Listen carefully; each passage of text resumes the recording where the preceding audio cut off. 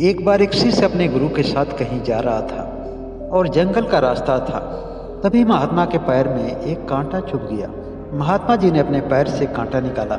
शिष्य ने देखा कि महात्मा जी के पैर से खून बह रहा है और कांटा निकालते समय महात्मा जी को दर्द का भी एहसास हुआ। फिर भी महात्मा जी ने ईश्वर को धन्यवाद दिया कि हे प्रभु, आपका लाख लाख शुक्र है कि आपके मेरी इतनी चिंता है। महात्मा जी के मुख से निकले हुए इस शब्द को सुनकर वह शिष्य हैरानी से अपने गुरुदेव को देखने लगा और कहा कि गुरुदेव, आपके शरीर में कांटा चुभा, आपके शरीर से खून बहा और फिर भी आप ईश्वर को धन्यवाद देते हैं, ऐसा क्यों गुरुदेव?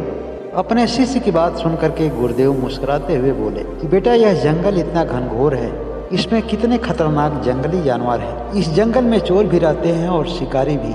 इस जंगल से होकर गुजरना खतरों से खाली नहीं है। इसके बावजूद भी सुरक्षित हम लोग जंगल से बाहर निकल चुके हैं। इस जंगल में हम लोगों के साथ कुछ भी हो सकता था। कोई जंगली जानवर हम लोगों पर अटैक भी कर सकता था, कोई कबीला या शिकारी हम पर हमला भी कर सकता था।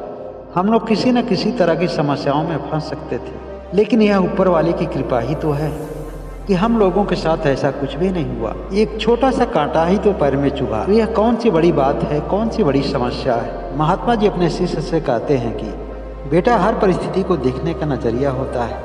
तुम हर दिन मेरे साथ रहकर देखते भी हो कि कितने अजीब तरह की समस्याओं को लेकर के लोग हमारे पास आते हैं। जो समस्या नहीं होनी चाहिए उसको भी लोग अपनी नज़रियों से एक बहुत बड़ी समस्या बना लेते हैं। लोग केवल अपनी नज़रिया बदल दें तो उनके जीवन की आधी से अधिक समस्या तो ऐसे दूर हो जाएगी। लोग अपना नज़रिया बदले बिना ही सुख की तलाश में ऐसी चीज़ों को पकड़ना चाहते हैं जिसके पीछे दुख छुपा होता है। भगवान बुद्ध कहते हैं कि सबसे पहले अपनी नज़रिया बदलो, क्योंकि अपनी नज़रिए की वजह से तुम दुखी भी होते हो और सुखी भी होते हो। तब शिष्य महात्मा जी से कहता है कि गुरुदेव, कभी कभी कुछ लोगों के प्रश्नों पर आप मौन क्यों हो जाते हैं?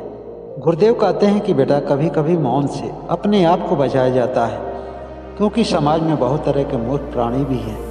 किसी प्रश्न का सही उत्तर वह स्वीकार नहीं कर सकते हैं। उनमें से कुछ लोग ऐसे भी होते हैं जिनके बारे में जान लेने और समझ लेने के बाद उनके सामने मौन हो जाना ही बेहतर है, क्योंकि ना ही वह अपनी सुनते हैं और ना ही दूसरों की। महात्मा जी कहते हैं कि एक बार एक गधा था, घास चरने के इरादे से एक घास के मैदान में पहुंचा।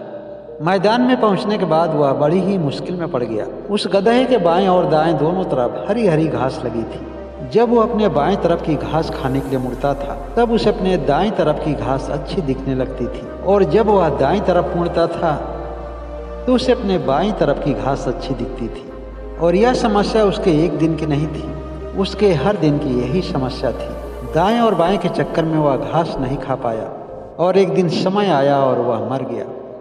जगत में ऐसे भी प्राणी हैं जिनके पास दाएं बाएं का समझ तो नहीं होता है, अर्थात अच्छे और बुरे का समय नहीं होता है, लेकिन उस गधे की तरह वह किसी से सलाह नहीं ले सकते हैं। वह अपने आप को अंदर से विश्व गुरु मानने लगते हैं।